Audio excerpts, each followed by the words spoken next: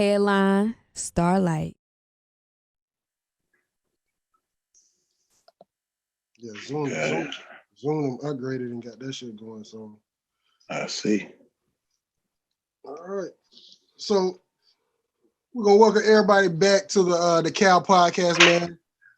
We on our second season going, and he go. Hold on, let me start this up because Peter just walked in.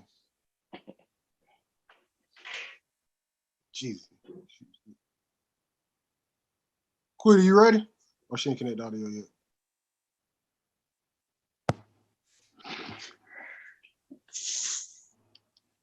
Quita. You know, I'll never have my headphones on. Okay. All right. So welcome back to the Cal podcast. Oh, damn it, my mic. But we're gonna keep it moving. It's hood shit. So the second season of the Cal podcast. Pushing. Yeah, we ain't gonna keep it worried about. And we got a real special guest, a guy. At first I didn't want to get him on the first season. I said let's see, can we get through this? Let's see what we can get.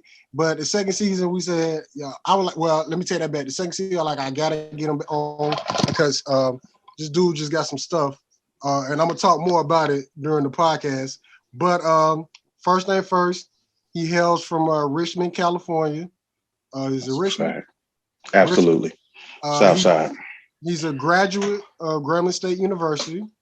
Mm-hmm. Of course he is. Also, he's a poet slash visionary slash rapper. And he's also Charlemagne got the best term for it. He's righteous, but he's ratchet. Oh. And here's the thing though, for Quita, you might not know, he's also a teacher. Okay. My bio sounds crazy. Yeah. So, ladies and gentlemen, welcome to the Cal podcast. Oh, hold on. And he also has his own podcast. Yeah. A fact. Okay. Yeah. Real Nigga Quotes Radio. Real Nigga Quotes Radio, which I'm gonna get in details about that later, which a lot of people check out. But welcome to the Cal podcast, the one, the only, the mysterious Keef Brown. Yes, peace. Hello, thank y'all for having me. How you doing? I'm great. All right, so Keef, I don't know, have you met Quita before? I don't believe so. Probably seen her in passing. She was at anything that was HS or Go related. I probably don't remember because I was drunk. No. So yeah, no. Okay, so let me break down on Quita because I've been doing this since the first season.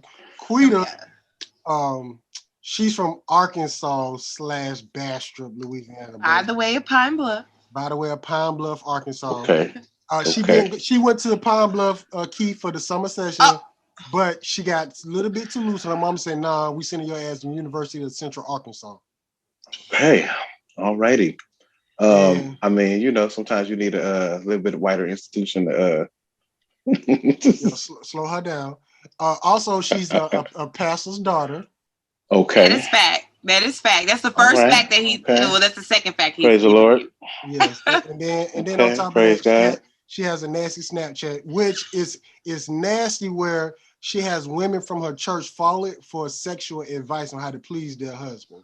Not like she busted it open just to bust it open. She's busting it open. Go ahead. We only do that on OnlyFans. So I would say, okay. So hold on, wait. That's yeah. I'm taking a second to process all of this.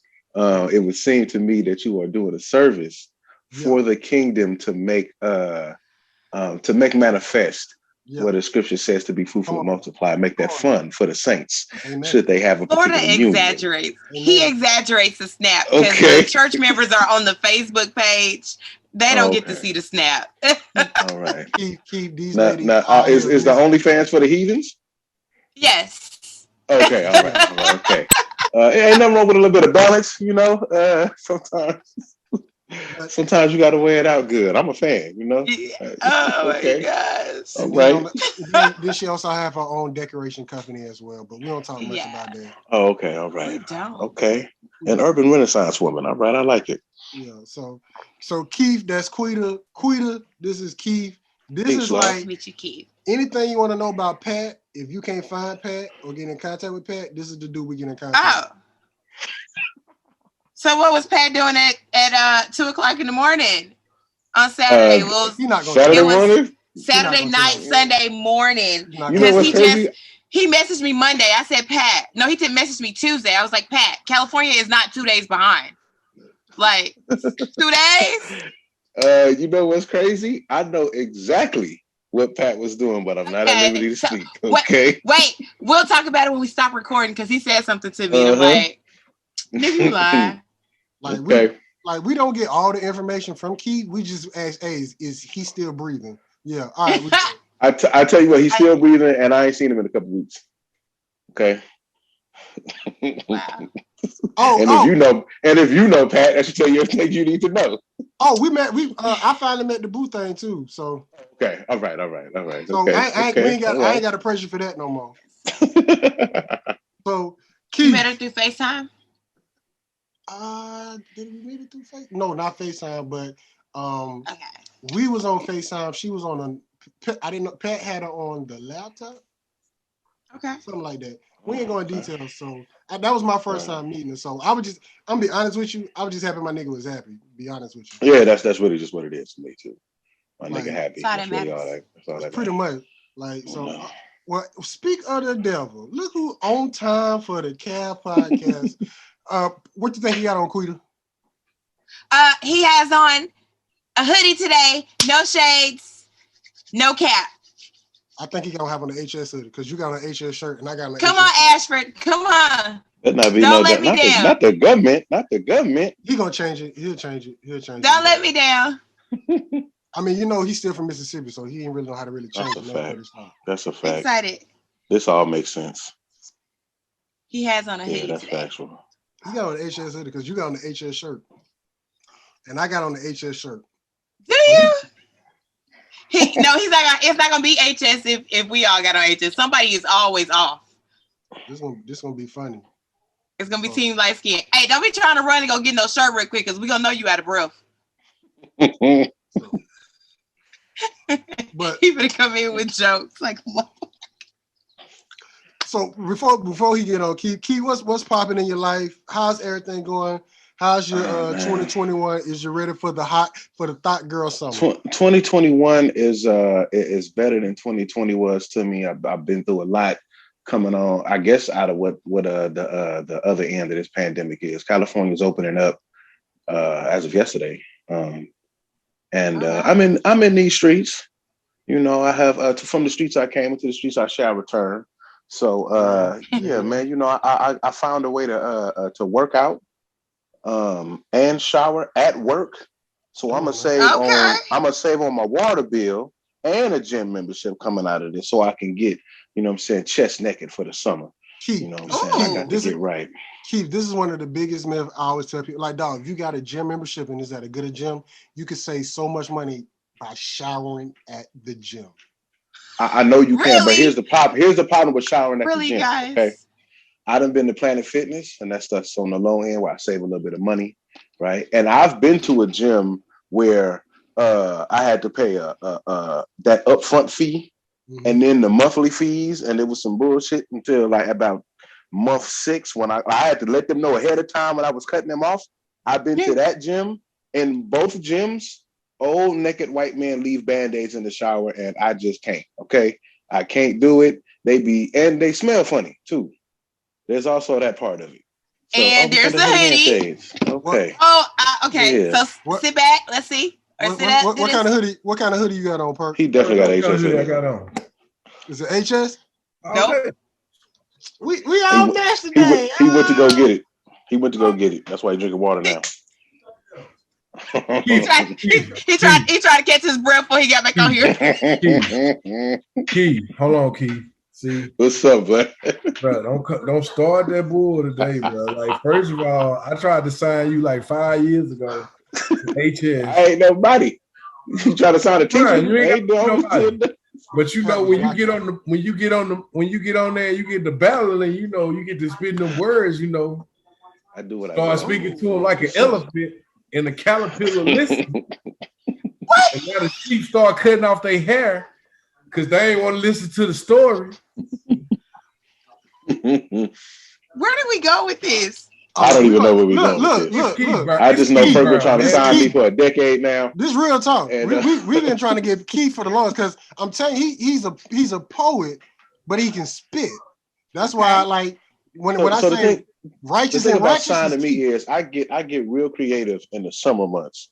And then I think for the past 3 years, as I've elevated in my career as an educator. Because that one you was talking to that girl when she was at the bar, and you was like, I was doing my thing. Yes. Look, I posted that and I got some numbers. You know what? I ain't gonna say too much because I want my friends to listen to this podcast. So let me say this first before we get moving. I'm gonna be saying a lot of Keefable quotes.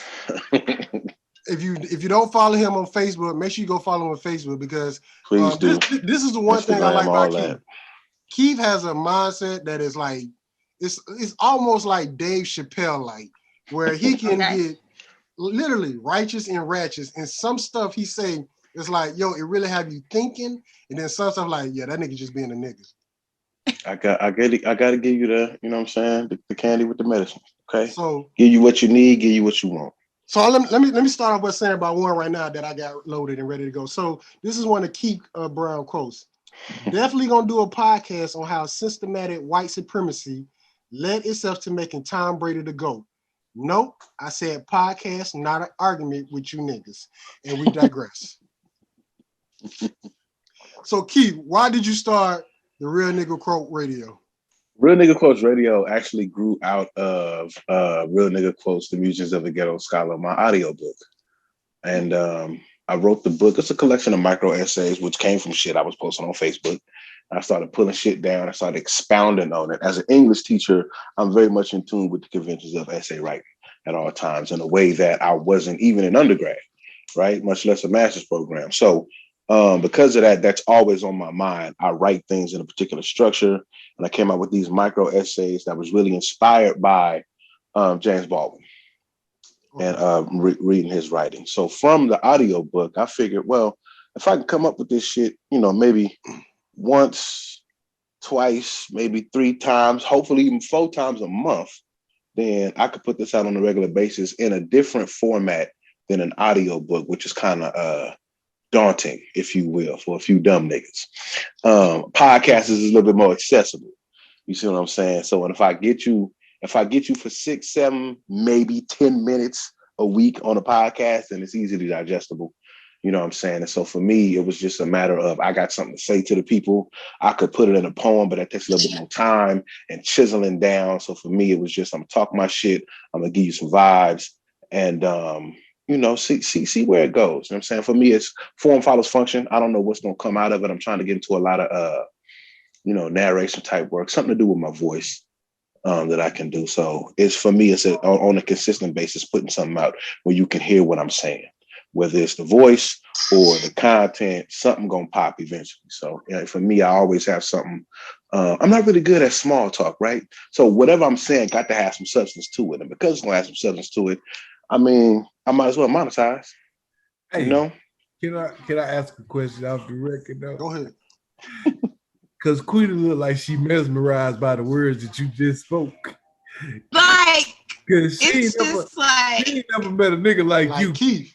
I'm telling you. I've never seen her just sit there and be like,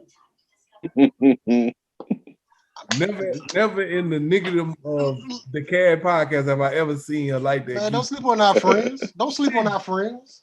I be amazed by y'all's friends. Y'all's friends always amaze me. Like I'm a fan from day one. I was there when you did. First of all, let me tell y'all something. This is like E40 to us. Dude, for a talent search, talent for talent, he did a poem and he walked the girl out there. On the fucking time. What a time. You had to be there. That was a great day. Most people go out there and rap, sing, dance, all that. That man did a poem and got a standing ovation. You know what the trip part was? I was gonna rap when they did the auditions in the Union one night. I had wrote 16 bars, went up there and rapped it. I knew I could just go do what I want to because they was gonna sign me up anyway. Because I mean, Lyrical Quest had a name. We had a movement going on, and I was a shoo-in, so they was gonna need me in there anyway. The beautiful part about that is, at that time, Grambling State University had some of the best vocalists you ever heard in your life. Keith, you can't say that right now, Keith. I'm just saying. One person on here ain't an HBCU. You can't say that right now, Keith. All I'm saying is you just walk on Grambling's campus and it's just a lot of talent. And it's just what the fuck we do at HBCUs, okay? It's just what we do. And I'm walking onto this. I'm in the room in the back, and I'm thinking to myself, okay, I'm gonna just go up here, get on this stage and do my thing because I love doing this. And my people want me to get up there and do it. It's gonna be cool. But these singers, they all sung their songs individually, right? And then like 4 of them out of the 6 or 8, they did a song together. It was a 4-part song, and I forget who all was in it. But them sisters was singing. You understand me? And so I'm just up there thinking to myself, okay, well, I'm sharing the stage with some sisters that I know that's talented, and we rocking this shit. So I'm gonna have to put a little extra sauce on it. Yeah. You know what I'm saying? So I called Evan. I told got him with the band, and I said, hey man, y'all play Say Yes by Floetry and let me do my thing. And yeah, man, I won that talent show. Killed it. That was beautiful. I told that motherfucker down. What a time. What a motherfucking time. I didn't use some key phrases to get a girl. Yeah. Because the line he said, when he said slide. No, he a wordsmith. Oh, his wordplay is like gymnastics. So, something like. Yeah, let's go to another Keith quotable. Jasmine Sullivan said what she said. If you broke, just say that, sis. Real independent women who have dismissive of the ills of patriarchy from their lives and taking agency have no issue. It's the bum-ass women who want to uphold toxic femininity and pigeonhole themselves as subordinate dependents and that have issues with paying a man's rent. AKA, get free, sis. Get free. Get free. I mean, honestly, I'm trying to remember what song it was. Jasmine Sullivan, she about what 7 songs? Only one that really ring a bell is when her and Ari was singing about sitting on it, and I just oh my God, that was that one. But something she said about paying a nigga's rent if he putting the dick down, and that resonated with me. You know what I'm saying? As an urban Renaissance man. And I noticed, women got in their bags talking about, what a man is supposed to do because of a man's innate nature to want to provide, right? And when people say these things about what comes natural for a man, what comes natural for a woman, what I notice is none of these niggas have a degree in cultural anthropology, right? Or in any of the life sciences to back up these claims, with something substantive. You just say, oh, that's men's nature. I have never in my life felt this drive to get up off my ass out this door, 6:30, 6:45, go bust my ass all day. I'm saying this as a working single man who knows how hard it is to earn a dollar, right? And then you you go out and you bust your ass. First of all, you risk getting pulled over by the police. Okay, that's A number 1. Okay, I get to the job, I bust my ass. I got to fight systemic white supremacy the whole time there, on the way and coming. Right. And then there's the grind of capitalism that draws the energy out of a man. You got to work all day to come home to a place to pay for the place that you come home to, but you can only sleep there for so long because you got to get up and go make some more money. It's a cycle, right? Back to work, right. And within all of this, at some point you get this check, right? And that check, a big chunk of it for me as a school teacher goes to some retirement fund that I ain't gonna see. I don't know how long I'm gonna live. I'm just saying, I don't know. How come I can't have some of that money, right? I get that it's going in a particular fund. And then I got to go give Uncle Sam his chunk. Always. Okay. And then there's my living expenses on top of the rent, gas getting high. And after all of that, what I'm left with is my residual income, right? And with that residual income, you telling me I'm supposed to sponsor some whole other grown person's lifestyle? Does not compute. Okay. Now, if this was the 60s and 70s where I could get up and go paint a house of 3 on the weekend and I could pay my rent and then some just on that, and I was stacking my money, and I did not have to absolutely have my woman to go out and work. Start another red table. Cool.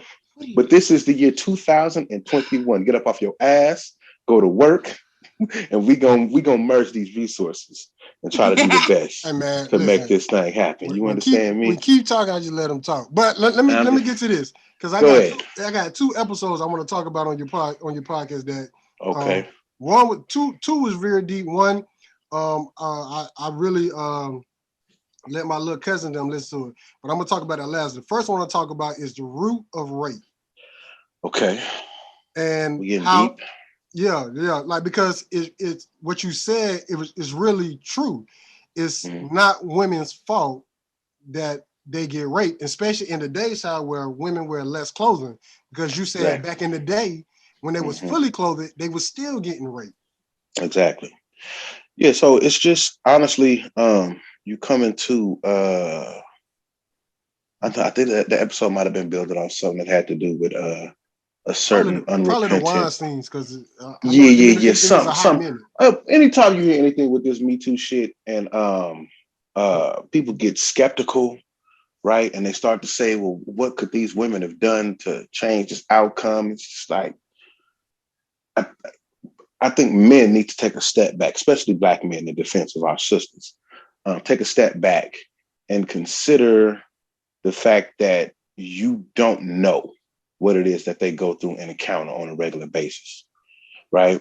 I remember one time I was leaving open mic.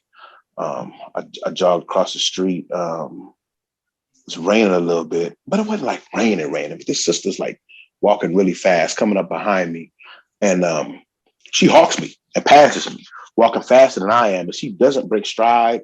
I just said peace to her. She kept going, and we walking in the same direction, but she didn't. You know, she about to lap me if we was on the track. And I noticed coming up on this Burger King on Broadway in Oakland, downtown, and sure enough, some brothers came out from about that area and started hounding her and harassing her, and she did not break stride. She just kept going, right? As a man, we don't have to worry about these things, right? I'm only worried about if somebody broke into my car, I got the money to replace that, I'll be fine. But that, on top of the fact that there's a physical dynamic between men and women where we're stronger, and they are way more susceptible to these things. When I say rape, than we are. They're as vulnerable as we were as children for their entire lives, right? So when y'all try to come figure out how she could have prevented it, but the question you really should be asking is, how did she go long between sexual assaults, right? I think all of the women that I've ever met have been violated by some man in some way, right? So, and I think that the energy needs to definitely be put towards making sure men don't rape than it is just accepting that men rape and just trying to figure out how to fault women for falling victim to it. Nobody tells you don't go get a car because that's how you get your car broken into, right?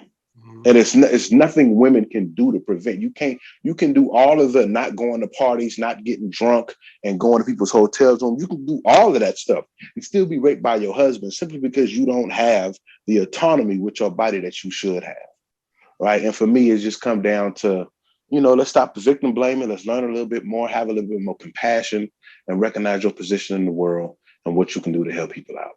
And if you don't know, shut the fuck up. Like, God damn, like, you don't have to say, if you don't know that, these things about why we putting all of this on men and all of this, just shut up and learn. Shut your ass up. Damn. Okay, so how do you feel about, like, the way she was dressed? Because of the way she was dressed. I don't think it matters, right? She wants that attention because of the way that she was dressed. It's not true. Now, if we're being honest, or even with me having the OnlyFans, I want that attention. Right. So it's okay for a man to do whatever he wants to do. Yeah. You people tend to interpret things from a woman's clothing, and it's just honestly, if we being honest, a woman does dress a certain way sometimes to elicit a particular response, right? So if we out at the club I mean, it's gonna be some club attire. The niggas is outside. She might want a little bit of attention, but it's still incumbent upon you as a man to be respectful and preserve that woman's bodily autonomy. And by that I mean, don't touch her unless she invites you explicitly to touch her body. Right? In no way. That's all it is. You can look, you can gawk, you can drool, but don't touch her. Okay. I done caught myself out in public and stared too long. And I mean, listen, hey, if and honestly, if I'm being 100%, I ain't telling y'all nothing that I didn't have to learn myself, right? So I had to grow past and unlearn. When I'm passing women, if I'm on my way to the bathroom, she at the bar, she in the way. Don't touch her waist and just say, "Excuse me, Queen." Just don't touch her. Try your best not to. I mean, if it's in a packed space, you're gonna be brushing up against one another anyway. But this touching women's body in any way that they don't invite you to, you're dead wrong. That's it. I mean, it's kind of a hard and fast rule. If she don't say touch my body this way, you don't have a right to touch her body. That's kind of all it is to it. She dressed like this, she want this. That don't give you carte blanche to be an animal and violate her. That's not how that works, right? And again, if you look 2 times where women they paid a real heavy toll in society for even showing ankles, right, on the street, they were still getting raped. Right. So it ain't about what type of the other thing about this is I see a woman, she got the ass cheeks hanging out, the Daisy Dukes. Okay, that look good, but that don't turn, I don't know about y'all, but that don't turn me into somebody that wants to rape. That's not a normal person. Nah. People who rape, there's something wrong with these people, right? So, and it's either what they're doing is socially acceptable and they don't pay a social penalty for it, and of course don't go to jail, or they got some psychological problem for which they probably should be locked up and cast away from society for rehabilitation. Yeah. Like, I can't, dang, how can I say it? Roger, you know who Roger Ailes is, Keith? The name sounds familiar. He the dude who created Fox News. Oh, okay. Like his mindset. So it's kind of like a two-way street. One mindset, he said, I want Fox News to be the #1 cable network out there in the world. And he did. But on the other side, he was raping women to get jobs and stuff, making them suck his dick and all that stuff. And like men like that, I think it's like even with R. Kelly, like the dude made good music, but as a person, you really ain't shit. Bad man. He not. And I think a lot of times we y'all ain't gonna just talk about R. Kelly and say he ain't shit. Because I say he is shit. The people that allow him to do that, they ain't shit either. We ain't gonna just go over. Well, yeah, I mean, listen, all the grown folks parents are to blame as well. All the grown folks, all the grown folks. The man ain't just grow up like that. But you know, the other thing about this is R. Kelly is a sexual assault victim himself, right? And so abuse begets abuse. And I think that's why it's so important to not have the mind that at all that these things are supposed to be okay, right? Because if you allow things like this to fester, then you eventually, like, people are not going to stop being born talented, right? And you're going to find out that it's a bunch of awful people in the world, and their talent doesn't make them better people. It just makes them talented, right? That's all. So all the hit records, all of the accolades, none of that means anything. Even social activism, you'll find sometimes people were great in one facet of their lives, and in another facet, they're monsters. And it's probably because they're hurt people who seek to hurt people beyond everything great that they could ever possibly be, right? I think Jeffrey Dahmer worked a suicide hotline. John Wayne Gacy was a deacon in the church and did birthday parties for kids as a clown, right? So you'll find out. Bill Cosby loved some black people. Huh? He admitted to drugging and raping women. Okay. Said it on the stand. And the thing about it is, it was so normal to him that when he admitted to it, he didn't think it was anything that was wrong. So you think having them people didn't know he was doing that? I think I just seen the video where John Amos said he hurt the women for years. A lot of people knew he was on that, but that's the point I'm making. And they still took their ass We over can't there. just sit idly by. That's We not can't just sit idly by. What you saying? That's not what I'm saying. Okay, go ahead. What I'm saying is, if you knew that, and you went over for that, because even the same thing with Weinstein, because everybody keep talking about Weinstein going to jail, blah blah blah. I said this. At a certain point when Weinstein first started, nobody said anything. Right. But you have all these women, so-called 50, 60, 80-something women, who went after these other women. And I know these women were talking in the background. And you tell me we don't know that. Man, come on, bro. We don't know that. We don't know that part. We don't know that these women knew one another. No, bro. We don't know that. And here's the other thing, because I know the point. I know the point you're trying to make. You know What's the point I'm making? You hear about people getting hurt, and then you can't play victim if you go up and sign up for the same thing, right? That's how. No. Here's the thing. You're going for a reason, though. You going for your career, to better your career, and now because somebody came out, now it's like, oh, well, I think that was happening to me too. But here go the thing, and I ain't saying neither Weinstein or Cosby is right. What I'm saying is, I don't like when people add on to that and say, hey, I'm going to jump on board, do that, and then later on, I'm going to get him for that too. But you knew what you was doing when you did it, though. I can't deny that a lot of women wasn't taking advantage. Wasn't saying, why is Weinstein not in jail and Cosby is? I mean, Weinstein is awaiting trial right now. Bill Cosby moved a whole lot faster because he was a whole lot more reckless. And Harvey Weinstein's a white man, frankly. That's what we try to get you to say. Okay. Yeah, definitely. I mean, it's not. But here's the thing. Like for me, if you now we know we live in a system of white supremacy. That's no doubt. And so when you're innocent of crimes that you're accused of, quite often we black men especially are railroaded in this criminal justice system, right? But if you're gonna sit on the stand, tell me, or in a deposition that you was doing something dead wrong, you admit to it, right? Inadvertently, right? You didn't realize this was a crime and you were stripping women of their autonomy with their bodies, drugging them and raping them. You didn't know, you just thought it was lit and you was partying, but you was dead ass wrong, right?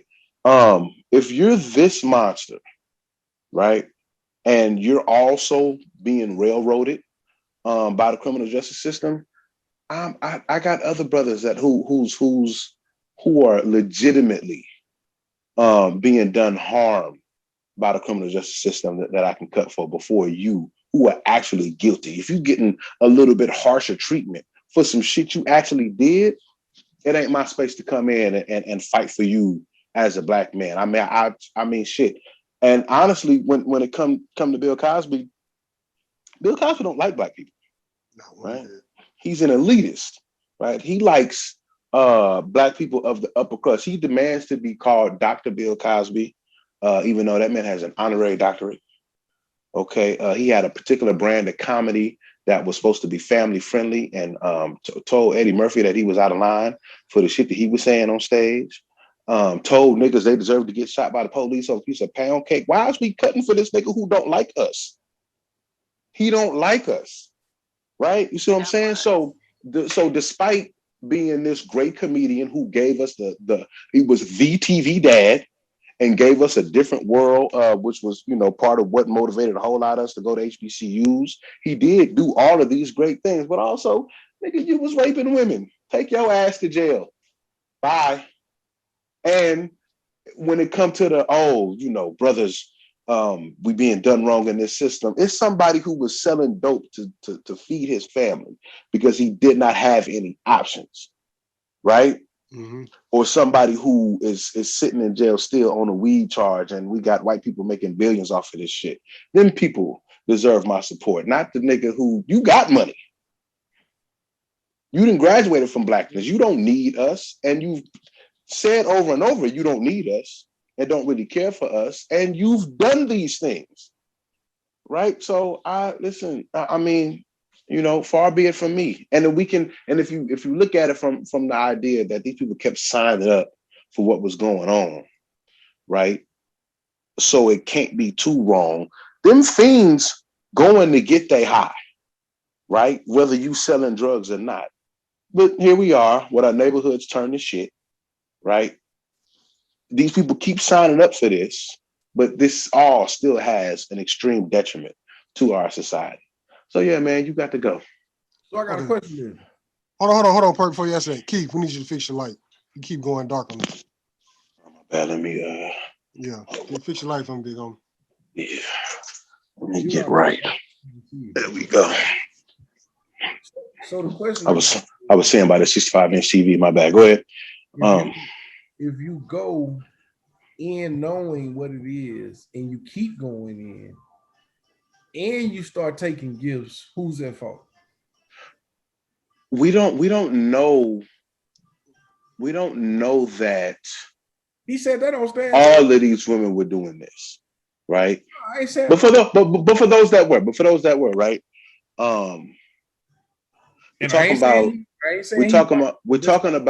We're talking about young women in the entertainment industry who are dependent upon men's say so for them to get ahead in this society. People who depend on entertainment to pay their bills. But if I wake up and every hole is busted open, I'm not gonna take my ass back. If you're dependent on it, right? But if you're dependent on any situation, even if it's abusive, right? We can say the same thing about women who stay with men that beat their ass because they ain't got nowhere to stay because they've been alienated from their families, right? Cycle. We can't look at abuse victims like they are level-headed people. They have psychological problems, right? You see what I'm saying? And if everything was supposedly supposed to be on the up and up with all of these men, why can't you fuck them when they're lucid on your own merit? Why does it have to be dependent on I'm going to give you this movie role or I'm gonna look out for you or you can't say no because you ain't even awake at the moment? Why can't the sex just be 100% consensual? If everything's supposed to be on the up and up and they getting all of these gifts and everything's supposed to be great, then how come y'all can't just have regular ass sex? Why does it have to be repeatedly quaaludes and movie roles as an incentive to get you to where you're supposed to be? Why did you come? You see what I'm saying? Why did you come though? Again, they are dependent on this system for them to eat, right? Honestly, if you take a step back and look at all of this, these men are winning at capitalism and they're victimizing people who are losing at capitalism. I get what you're saying. You see what I'm saying? Yeah, but I'm saying if you show up and you know it's already gonna happen and you keep showing up because you like, okay, I'm gonna get my career on. Mm-hmm. I mean, it's the same thing with R. Kelly. People saying, okay, R. Kelly's sick, boo, boo, boo. But here go my thing. Ain't no way my mama or anybody that's affiliated with my mama finna say, oh, my daughter finna go on a trip with R. Kelly. And then her uncle is the fucking agent and he let the shit go. Like they listen again, in that situation, all the grown folks need to go to jail.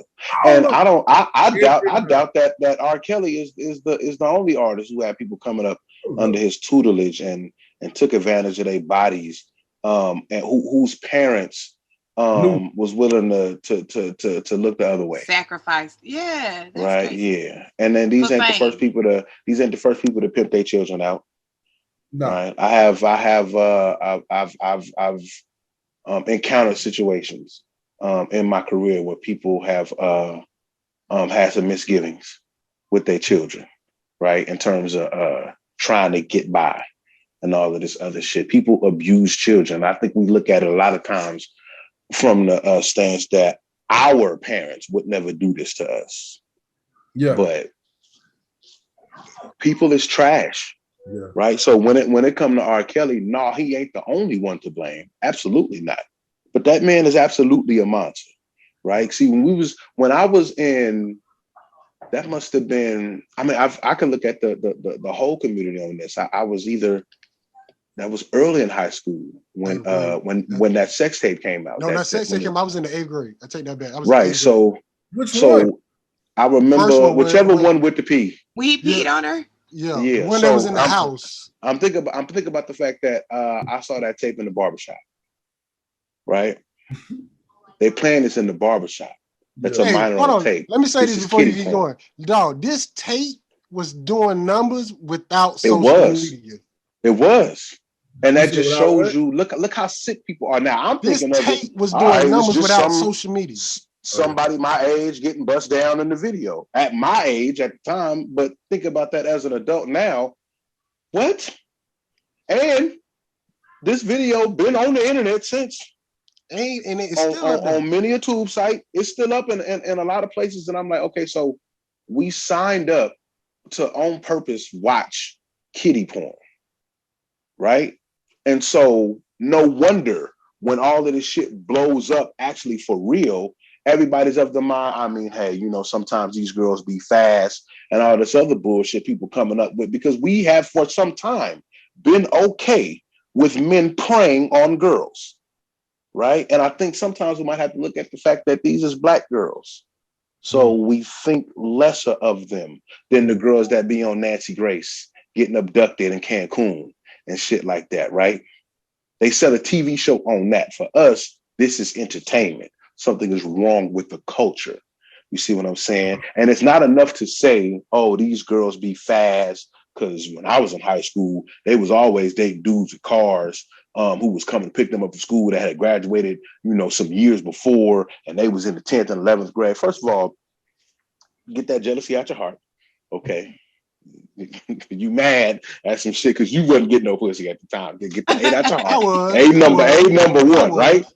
So there's that. And the other part is we got to recognize that people do not, the decision-making portion of your brain is not fully developed until you're 25 years old, right? It's a reason they don't let you rent a car, right, until after 25, because science says you dumb as shit and you do not make good decisions, right, as a minor. So when we say these girls is fast, they're prone to be victims. And honestly, the way that I look at it is they're just as prone to being victims as young boys who are athletes, who have athletes' bodies, whose female teachers might prey on them and ruin their lives.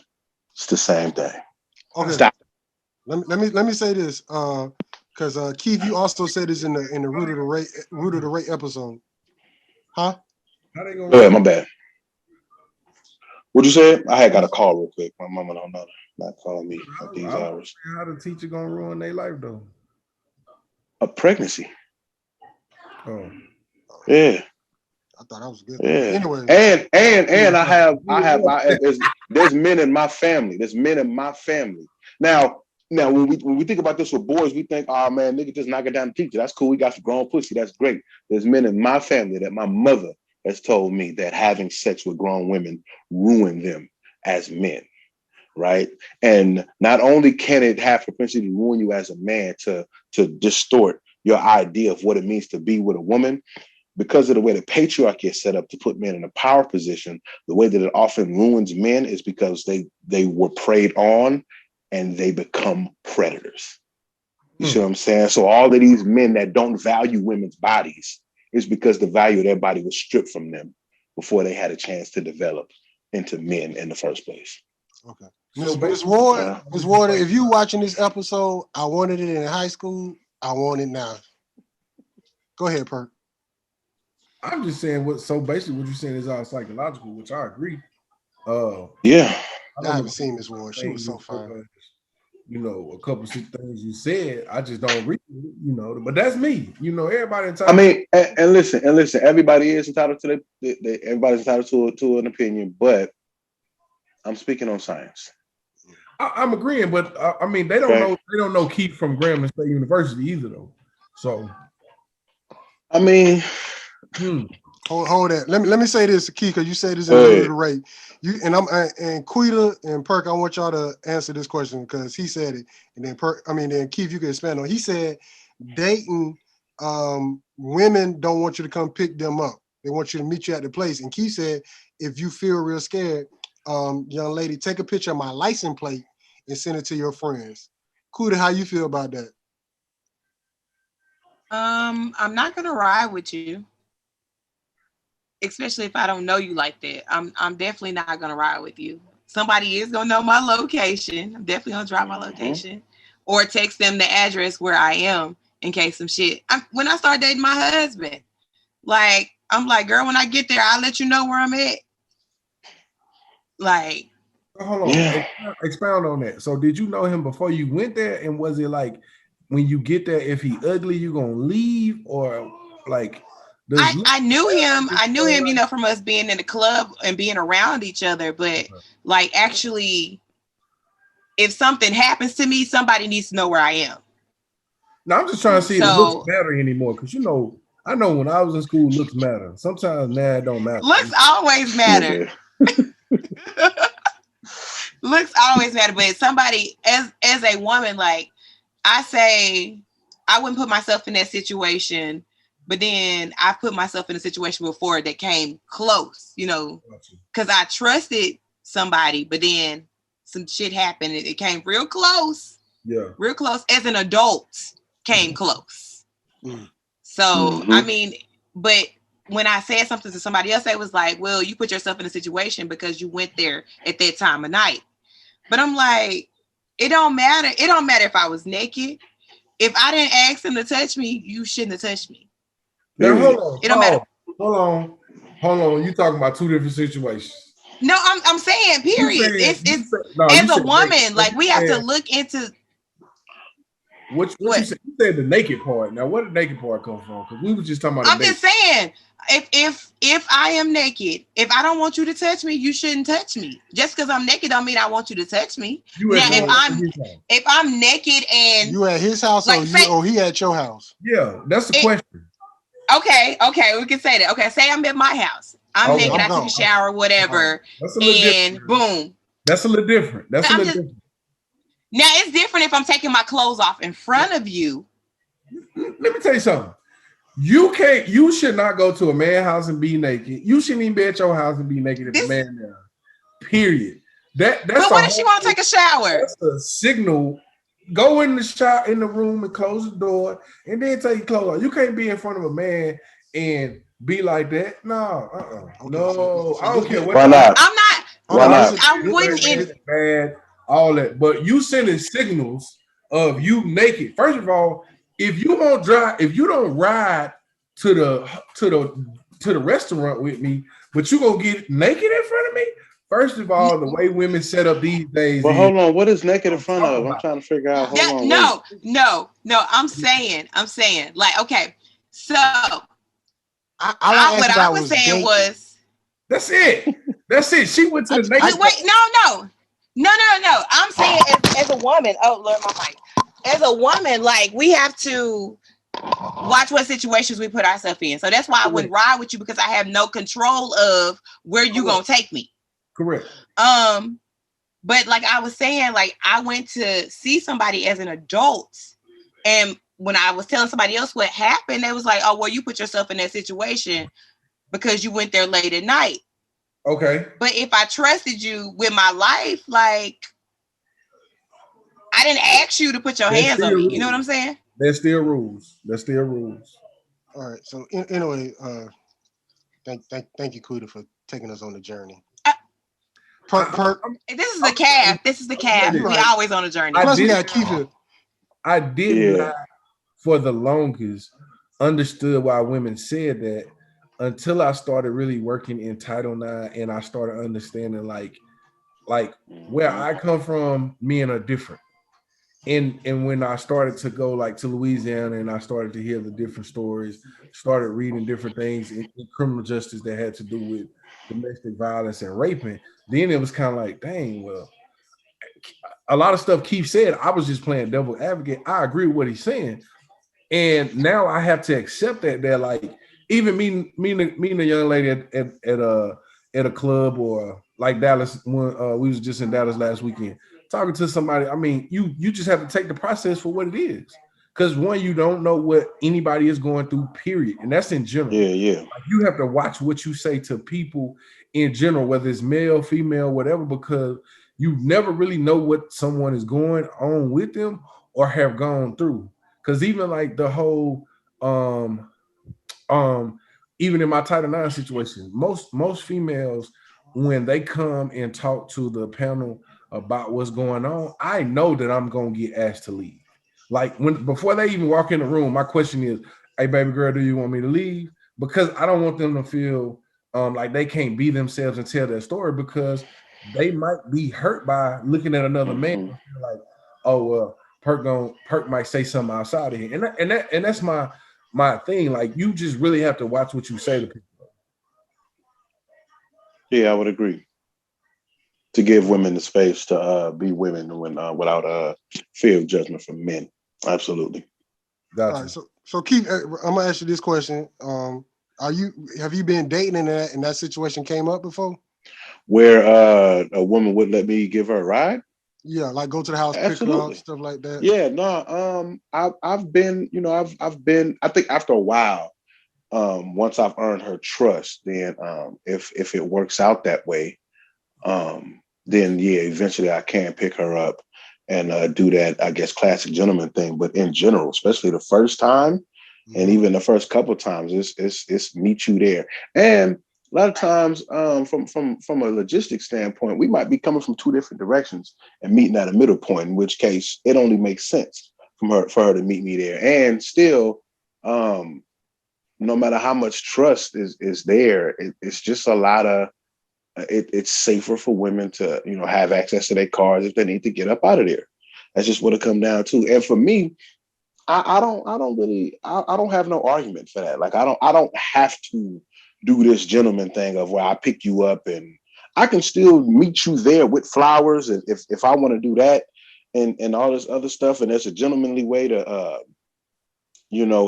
walk her to her car, meet her at the gas station on the way home and pump her gas for her and do all of those things. It's just, I respect women wanting to be safe. It's perfectly fine for me. I don't mind that at all. Plus, I mean, the way my social anxiety is set up, I got to learn to earn. You got to earn my trust for me to feel comfortable driving you around in the first place. Speak your truth, King. So yeah, Speak your truth, King. So it works out for me. You know what I'm saying? All right, let's go to another Keith quotable from Facebook. When I start having sex again, I no longer accepting run-of-the-mill punani from women. No. From now on, I want drum roll coochie. So, Keith, are you ready for this hot girl thought? Break girl this down. 2021. See, Meg Thee Stallion has already set the standard. She thoughtin', but she got a boo. But I don't think women understand what's going on, so they just thought to be thoughtin'. Keith, are you ready? Honestly, I talk a lot of shit, but I just need me one. You know what I'm saying? For me, and I can infer a lot of things from what women say, and they do in my presence. For me, it's incumbent upon me to not have any regard for what a woman is doing with some other man. Right? That ain't me. If unless we have a committed either romantic or sexual relationship established, only at the point where we're sharing each other's bodies do I have any say-so on what you do with yours. And even still, all I'm going to ask is, are we sexually exclusive? And if the answer is no, I can deal with that with whatever I'm going to do. I'm either rock with it or I'm going to exit the situation. It's probably going to be the latter. But it's her body. She do what she wants to with it. Unless we have a commitment or some type of covenant established between the two of us, whatever she got going on with the mother niggas, that ain't none of my business. Okay, I'm me. When I'm with her, that's me and her time. And yeah, man, that's just all it is to it. Now, should I be made aware? Yes, right, that I'm on some type of roster. You should be given the option. Right? Yes. No. Now I'm saying. Wait, hold on, what? What I'm saying is, if I am made aware, right, that I'm on some type of roster, because I'm not asking, right? Because he should know. What's important to me?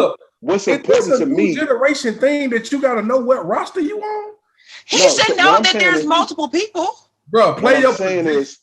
What I'm saying, and that's exactly what I'm saying. I'm gonna play my position. But if she has a slip up at her discretion, and she lets it be known that, oh, I got something else going on, because women have this thing where they like to just, there's like this hyper honesty thing that they have going on when you can just admit something. If I don't, it's don't ask, don't tell.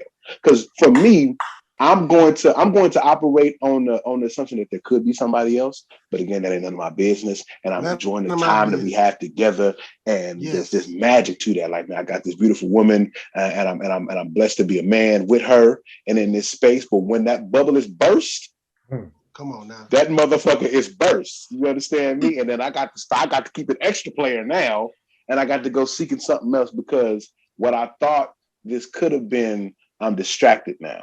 Because you want to be this, you know what I'm saying? I don't even know if it's a new age thing. Just don't tell me. We're either going to grow together more so than we are attached to anybody else we might be dealing with, or we are not. Don't come fucking it up with information that ain't pertinent to what we got going on. Okay? Don't burst the bubble. I don't want to know. I don't want to hear it. I don't want, just please. I don't know. So even if she don't tell you who it is, you don't want to know that there's I don't want to know. I don't want to know that there's multiple people involved at all. I don't care. Now, if we having sex, Grambling area. If we having sex, we don't care about that, right? Then my health is on the line here, right? So whatever I'm gonna be doing with my mouth, and I'm gonna be doing some things with my mouth. Come on now, that ain't exactly safe. If there's a third party in here. Now, when it comes to that, when it's health, that is very practical. I need to know what situation I'm getting into and what I could possibly be exposed to. That's the only thing. Now, if it's some shit where we got this physical thing going on and we're exclusive like that while we doing that, and she could possibly be, going on dates with other dudes, that's cool. But the very second we become non-monogamous sexually, right? I can't get mad at you because you want to fuck somebody else and we don't really have a relationship established, but I need that information. Hey, listen, we're no longer this and this and that. I don't need to know that you sucked the stick from the back. I don't need to know none of that. I just need to know that it's not just me and you. And once I learn it's not just me and you. About. Like, you don't want to know. That ain't what you talking about. So she's fucking somebody else you don't want to know. No, Queen. If she fucking somebody else, yes. I want I don't want to know this nigga's name. Exactly. Don't tell me my dick bigger than name. Just to know that there's more than one. There's another option. No, because today's generation want to tell you everything. I don't want to know. And I think that boundary needs to be set. I think it does. I don't need to know none of that extra shit. I just need to know. Hey, listen, it ain't. And the only reason I need to know is because of my sexual health. If it's outside of that, and we don't have a relationship established with certain parameters and boundaries, then you free to do whatever you want to do. I'm a little different than Keef. So I'm a little different than Keef. I don't really need to know none of that because they're between you. Because here go my thing. When you with me, you with me. Yeah. I feel like I'm that nigga, so I don't care who you. That's a fact. That's a fact. I don't really care. You could do your thug thizzle, boom boom. Because this is what I know. If I do my job, and that's why I say I've been around some old dudes. If I do my job, you gonna think about me when you with them niggas. Yeah, I just don't need to know that them niggas exist. I just don't need to know them niggas exist. I'll give y'all a case in point. Damn, can I say this? It's the Cal Podcast. It's the Cal Podcast. It's the calf. It's the calf. Ain't no kids. Listen, man. Once upon a time, it's recorded. Once upon a time, I had some company. Okay, and it was dope spending time with her. We weren't physical, right? And in the course of us spending the time together, she let it slip out that she was physical, some other man, right?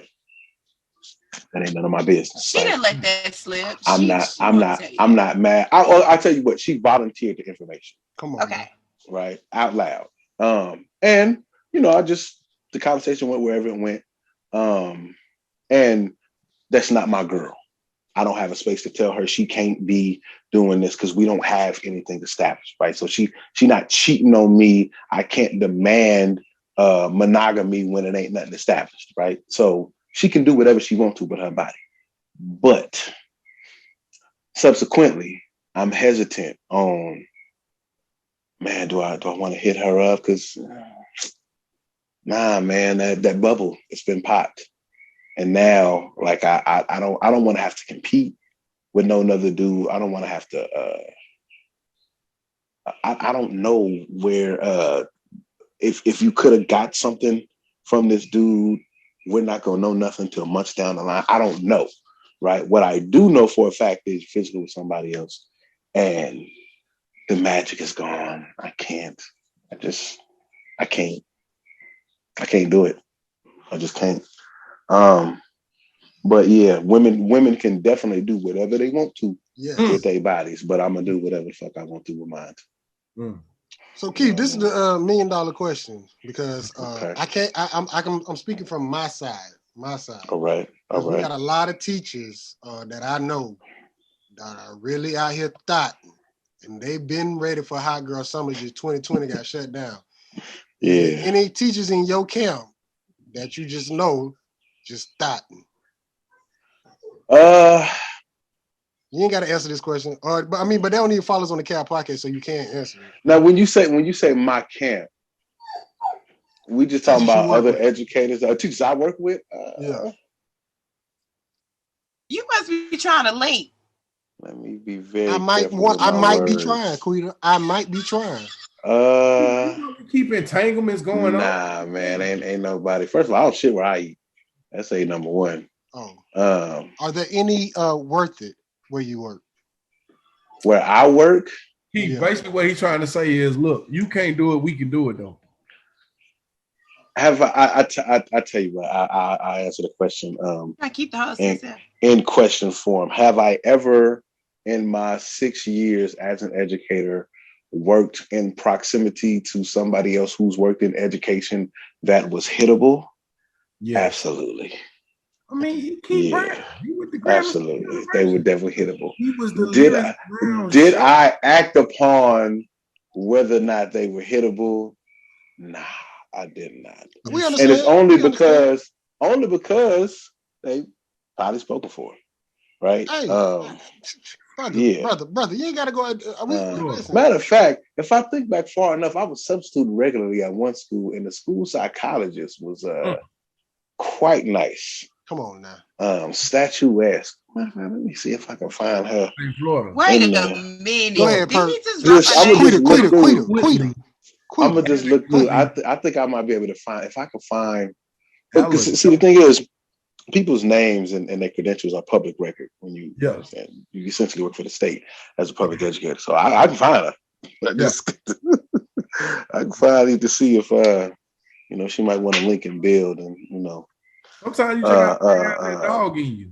If she wants to, what's what I'm looking for, collaborate on certain strategies. Yeah, Quita, collaborate on certain. Sometimes you just got to bring out that dog in them, right, Quita? I'm saying, and that's only because I don't. We're not trying to bring out the dog in you. That dog already been out.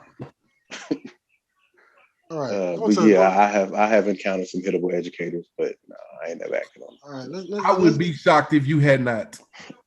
They on short order. See, you gotta remember, most teachers, and this is nationwide, are older white women, right? Statistically and increasingly so.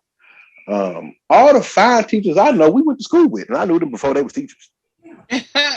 All right, so I just looked up. Oh, you teach too? Now, yeah, they all the teachers. Did Perk jump off so he wouldn't get in trouble?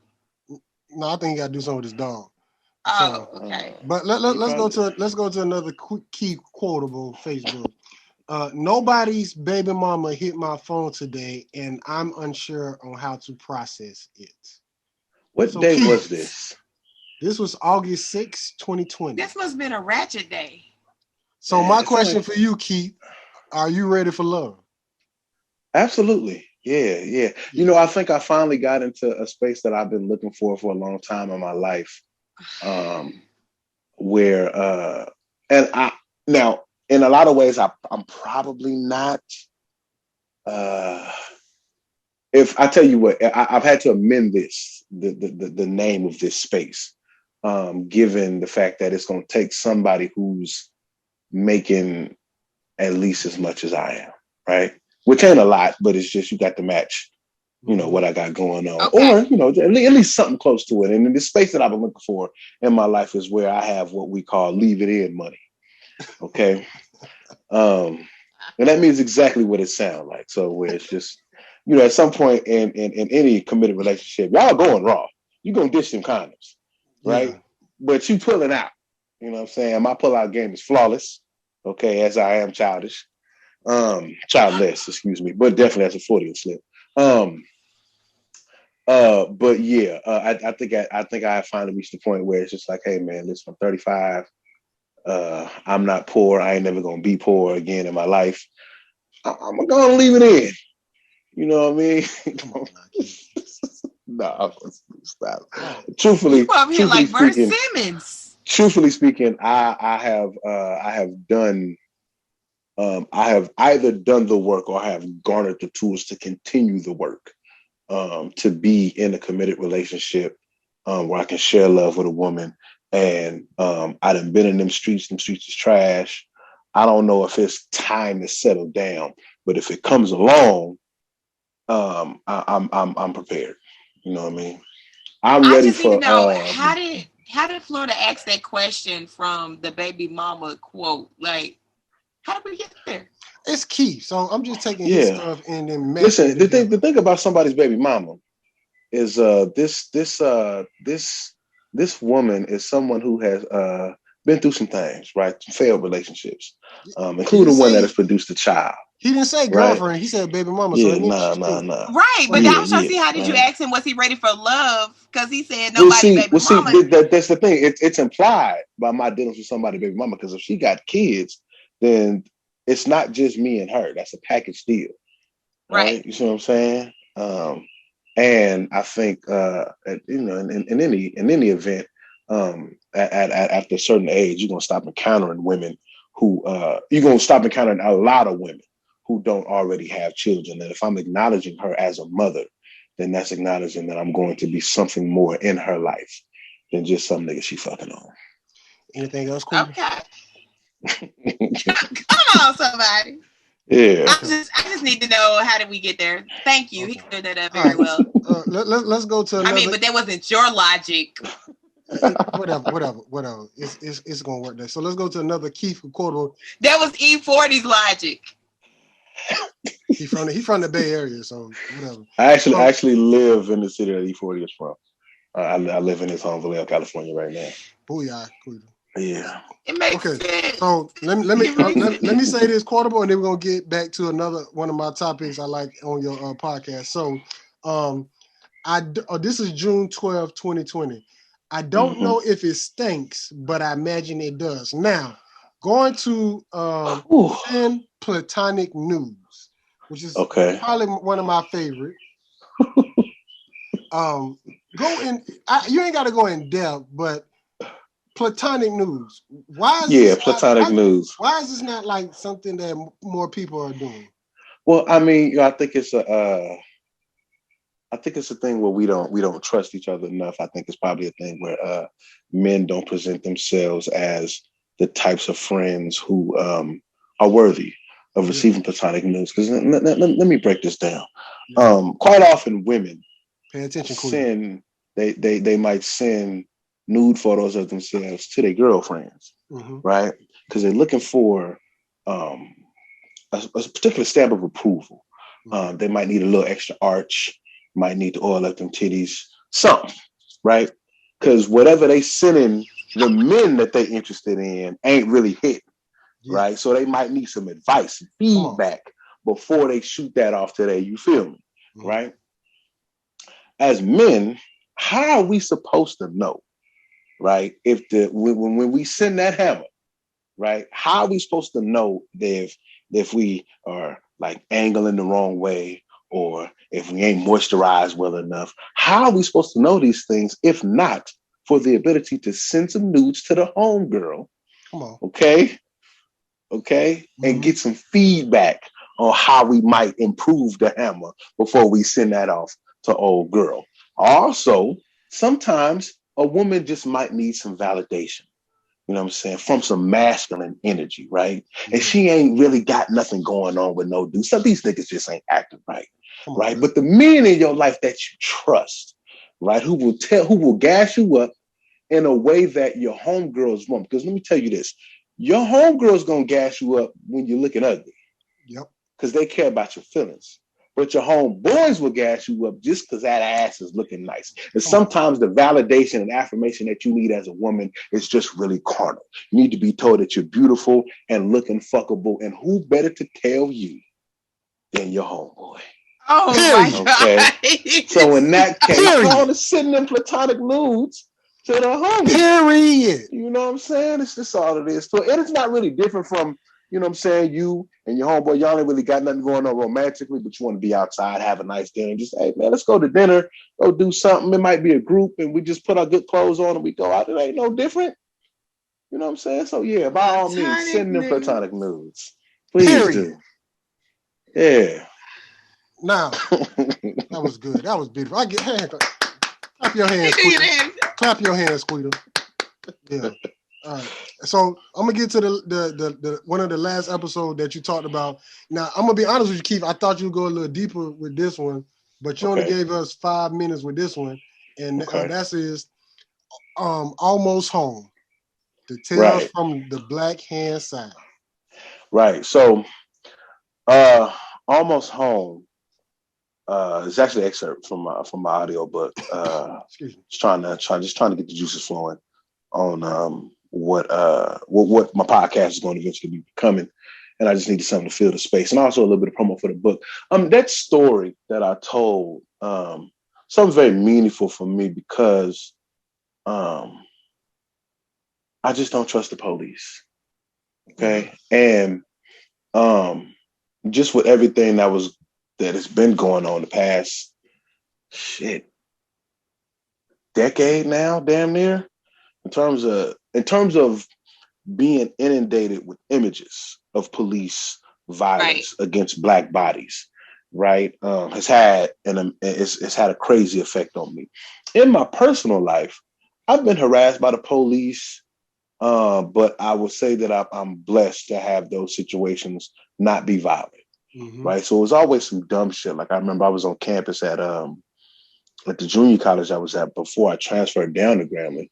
And we were just outside spitting. They was rapping. Some people was doing poetry. This is where I got my start as a spoken word artist, listening to somebody who's still a good friend of mine today. We were just all out, everybody was outside spitting. There was a cipher. And the police came up checking IDs. We all students here, but they're checking IDs. I've been pulled over and given a field sobriety test when I really just wasn't nothing going on. It was just Saturday night, you know what I'm saying, coming out of San Francisco on my way back home. And maybe the police just wanted to fuck with me. But I struggle with generalized anxiety disorder, right? So often I don't really need a trigger, right? I could just wake up, oh man, the walls are closing in. I'm gonna stay home today. Right. Pat will tell you I flake all the time on him for shit because I'm just not feeling it. Right. But in this particular case, this is one of the few things where my anxiety was literally triggered just by an encounter with the police. Just driving recklessly. It's like 2 a.m. I'm literally 3 blocks from where I was staying at the time, trying to make it home to my woman at the time because I'm out on the town, just having a good time with my people. And yeah, man, there's nobody really out on Sonoma Boulevard in Vallejo. And police in 2 instances zipped past me, was creeping up on me. I think every Black man I know, if you see the police behind you, you're going to find a left turn somewhere, find a back street. I did that. They were still on my ass. I ain't done nothing. I ain't speeding. I'd have made home. If I was speeding, it was 10 minutes before that. And I just crossed the bridge. I was off the freeway. I'm on the street and I'm on my way home. I'm doing the speed limit. Okay. So you definitely didn't follow me all the way back 2 cities back right? So what's happening here? Why are you following me? And what the fuck is getting ready to happen? Right? That's what's going on in my head. And I've entertained these thoughts for the longest time, even before, what was that movie, Queen and Slim? What happens if I'm in a situation with a police officer that I know is racist and probably wants to kill me? Right? What am I going to do? I've thought everything from beat the cop's ass, take his gun and throw it with the taser out of the way and then deal with whatever comes with that, but at least I still have my life. Or do I run in this fast food restaurant and strip down to my drawers and lay on the floor so I can have witnesses to show that I am not a threat to this officer? I've entertained all these thoughts. I still don't know what the fuck I'm gonna do, right? And I do think that as evidence in that story, I'm probably just gonna freeze up. I'm not gonna know what to do. I've had panic attacks where I literally couldn't move my body. I couldn't walk. I felt like I was gonna faint. And I worry about encounters with the police like that. And that's just in passing. What's gonna happen? Is my body just gonna lock up and I'm gonna faint? Am I gonna survive this encounter based on their physical violence? Or, I mean, shit, as a black man who's obese and in his 30s, is it going to be some other health issue that comes about from this? Am I going to stress myself into a stroke or some other shit? What about when I'm an older man? You know what I'm saying? And I'm near 60 and I'm still dealing with shit like this. What's going to happen when an encounter with the police, where I'm perceived as a threat and this man hates me, right? So, and I think it's also pointed in the sense that we've seen, some sisters and some brothers lose their lives by way of the police in their homes, right? So I'm saying this from this perspective, like I've had this incident within myself for the most part. When I'm almost home, I'm thinking to myself, the reason it's titled that is because I was almost home, and what if I would have went out just like that, right? And I think we've learned that being at home, in the living room with your nephew playing video games, that ain't good enough. You still lose your life because police hate black people. Right. Yeah. And it's so crazy because, like, I was at the bank and there was an officer in front of me and he got out of his truck and I'm like, what the hell he getting out of his truck? He was just trying to tell me that his card was stuck in the damn ATM machine. And I'm like, what he getting out of his truck for?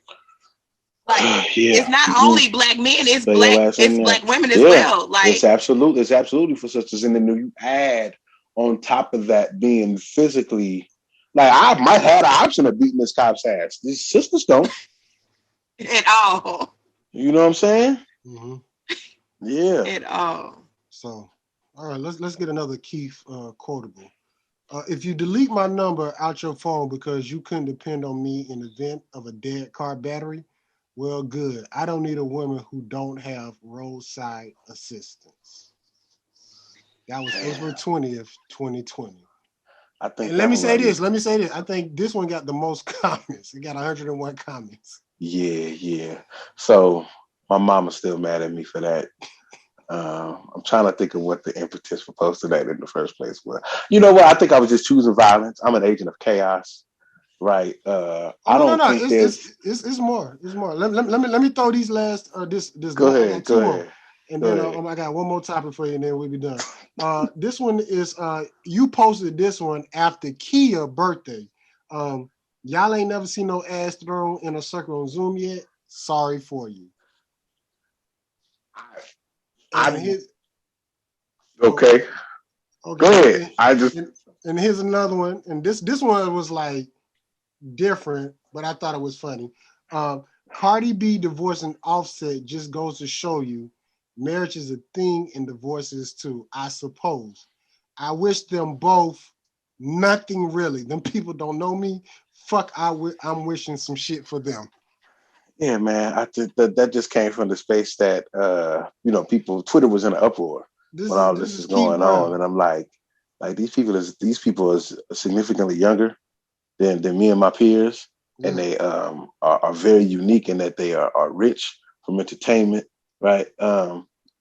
This is not going to be a public harbinger for how relationships go with me and my peers, because we poor, okay, and we not famous. Okay, and we didn't meet the way that these people meet. This shit don't. It's like looking at aliens in the way that they. You know what? It's honestly like looking at animals, which makes sense because we look at animals for how we're supposed to be behaving. These people are so different from us. And if you, matter of fact, let me go into that. We often do look to animals for how we're supposed to behave as human beings, right?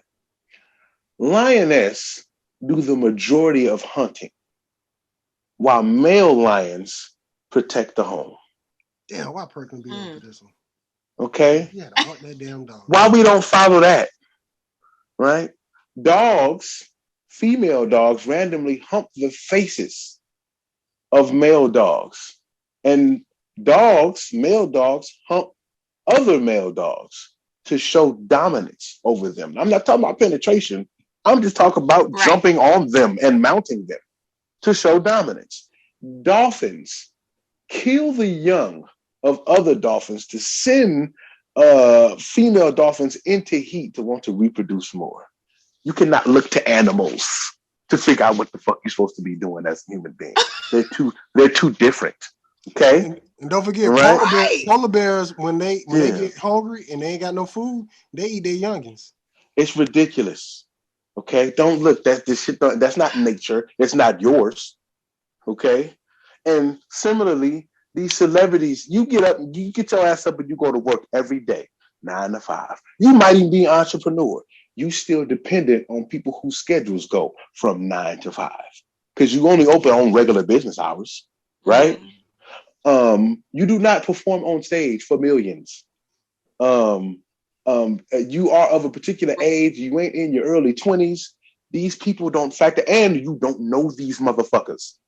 Stop with this. And the things that I saw people infer from what was going on. Oh, well, that just tell me that he was doing this. And then the niggas is saying, well, I mean, if she would have been and all this other shit. Y'all don't know these people. And you're not like these people. Why do you care? Why?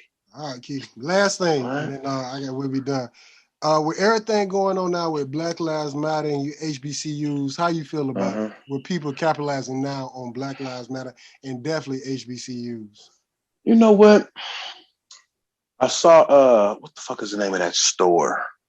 Urban Outfitters was putting out a line of HBCU hoodies. And they just had school names on the front, you know, kind of screen printed, and it was just like it was a collaboration with some designer. I'm looking at this hoodie. They wanted $80 for that hoodie, right? And in peacetime, pre-pandemic, I was making a habit of going to the bookstore on campus and getting me a full embroidered hoodie to represent my school, right? For no more than 55, maybe 60, right? I'm already in the habit of spending my money with my school. And I would definitely admonish other HBCU alums to go forward doing that. Don't let these people capitalize on your dollars, right? Now, if your school is going to get some exposure, because this shit is in these white people's stores, especially up north and out west, and okay, let them niggas spend their money. But it'll never be me, right? But I do think, I mean, you have a heightened sense of pro-blackness. You have a heightened sense of exposure for HBCUs, and that ain't never a bad thing, in my opinion. I would like to see, as an educator, I'm of the mind that all my students, my Black students, should be attending HBCUs. I try to make Grambling look as glamorous as I can in their eyes. And I've had students that, one of my favorite students, she had a dream. She wanted to go to FAMU. And I was fine with that. I made sure she was on the trip with the rest of the Black Student Union and go to the Black College Expo. And if she wanted to go to FAMU, that was cool with me because it was a Black school. And when it comes to anything else that a white university can offer you, especially if you're from the West Coast, there's such diversity out here. It'll be here when you get back, right? Definitely go get that Blackness. I'm with the trauma that we have to endure in public, putting us in a place where we seek one another, and especially in the things that are most important to us, and your educational experience is something that's very important to you, right? So these are your most formative years. I said earlier, you ain't brain ain't fully developed till you're 25, 18. Until that point, you need to be in a nest where your people are going to take care of you. And I nothing in my experience as a learner and as a man was better for me than attending Grambling State. So whatever gets them there, it gets them there, and I'm 100% with it. Quita, you got any questions for Keith before we wrap it up? I don't. It's been great. It's been a great experience with Keith. I appreciate you having me. Yeah. Righteous and Ratchet. This is my man. Grambling's E40. Actually, hold on. E40 is Grambling's E40. Yeah. E40 went to Grambling's. Shit. Yeah. Mm-hmm. Yeah, in your face, Quita. We wrote the alma mater and all that. Okay. Yeah, no, he's absolutely Grand fam. This is what I wanted to ask you, Keith. And you could be logic or favoritism as you want. Okay. Top 3 spitters that came from Grambling. Top 3 spitters that came from Graham? And if you want to go the poet route, if you want to go the singing route, rap, however, top 3. Top 3 spitters I've ever heard. Okay. Number 1, I got to put Earl up there, so I'm gonna say E40. That would be number 1. Number 2, it's gonna sound odd, but because this woman's pen is so great, whether she's singing or the little bit of rapping that she has done, I'm gonna put Erykah Badu at number 2. Okay, and then number 3, Erykah Badu. Yeah, and number 3, I would have to give to a very good friend of mine who is a founding member of Lyrical Quest. I have to say Juliana Mitchell. That's my friend.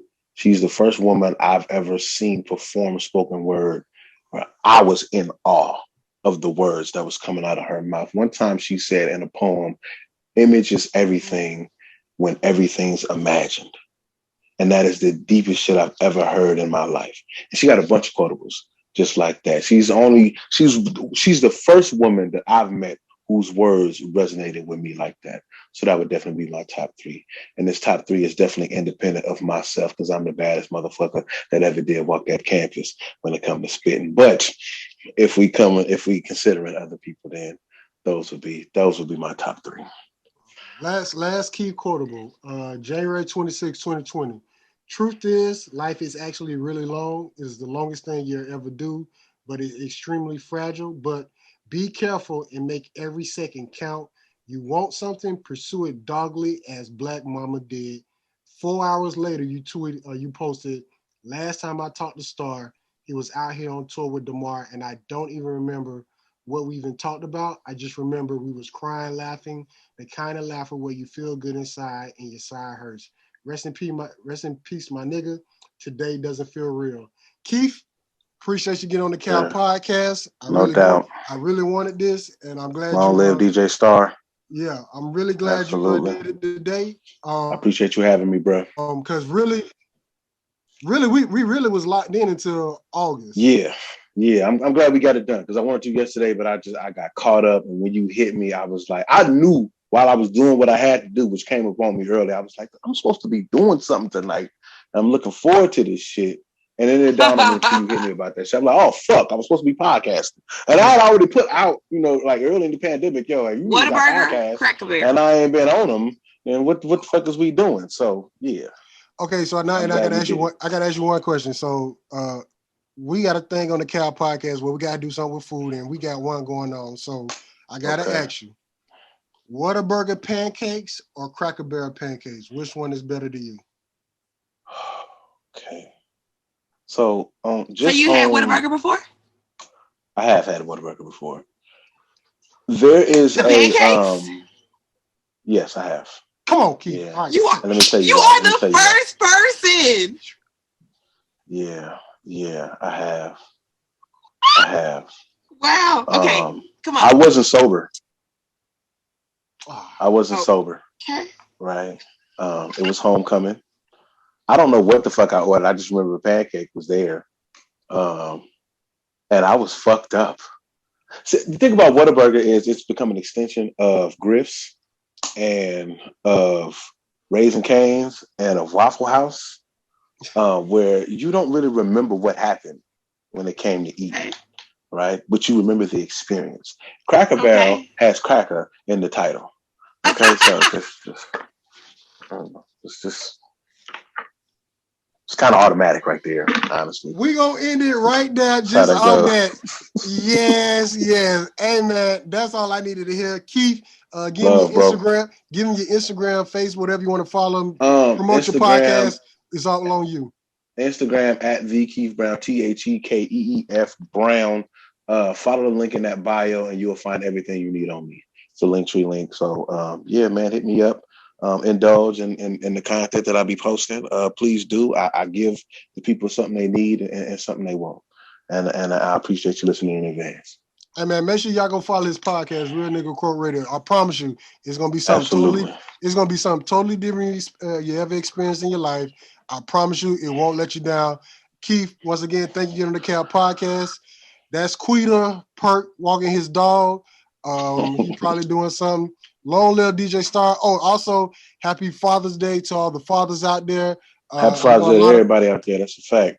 Yeah, I know a lot of men don't step up, but I know some fathers do. And happy Father's Day to me, the man that's willing to step in. You know what I'm saying? Okay. Somebody's baby mama. Honorary father. Okay. Come on now, Keith. Tell it. Yeah. So happy Father's Day to y'all. Yeah. Man, Keith, once again, appreciate you getting on. Man, y'all have a good night. And this has been the Cal Podcast. Peace. G14 classified.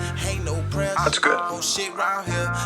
DJ Star. Hello world. HSCAT, you know how we do.